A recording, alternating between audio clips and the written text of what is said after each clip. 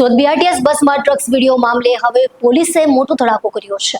Crime બ્રાન્ચે આરોપી વિરેન્દ્ર ઠક્કરને મુંબઈથી ઝડપી લીધો છે અને સુરત લાવવામાં આવ્યો છે। વિડીયો વાયરલ થતાની સાથે જ આરોપી ફરાર થઈ ગયો હતો અને ગુજરાત બહાર ભાગી છૂટી ગયો હતો, પણ છેલ્લે કાયદાની પકડમાં આવી ગયો। આ આરોપી અગાઉ પણ ગુનાખોરીની જાળમાં ઘેરાયેલો છે। તેની સામે 9 જેટલા ગુનાઓ નોંધાયેલા છે અને હા, સુરત પોલીસે આ પહેલા પણ પાસા હેઠળ તેની સામે કાર્યવાહી કરી ચૂકી છે। શહેરના બીઆરટીએસ બસમાં ડ્રગ્સ સાથેનો એક વિડીયો વાયરલ થતા મચેલા ખળભળાટ બાદ હવે આ કેસમાં સુરત ક્રાઇમ બ્રાન્ચે મોટો ખુલાસો કર્યો છે।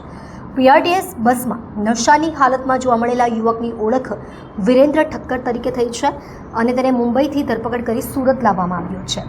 પોલીસની પ્રાથમિક તપાસમાં સામે આવ્યું છે કે જ્યારે આરોપીને પોતાનો વિડીયો સોશિયલ મીડિયામાં વાયરલ થયો ત્યારે તે ચોંકી ગયો હતો અને કાયદાની પકડથી બચવા માટે સીધો ગુજરાતની બહાર ભાગી ગયો હતો।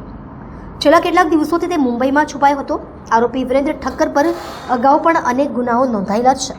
પોલીસના કહેવા પ્રમાણે તેની વિરુદ્ધ અત્યાર સુધીમાં 9 જેટલા ગુનાઓ નોંધાયેલા છે, જેમાંથી કેટલાક ગુનાઓ નશીલા પદાર્થો અને ગુનાહિત પ્રવૃત્તિઓ સાથે જોડાયેલા છે।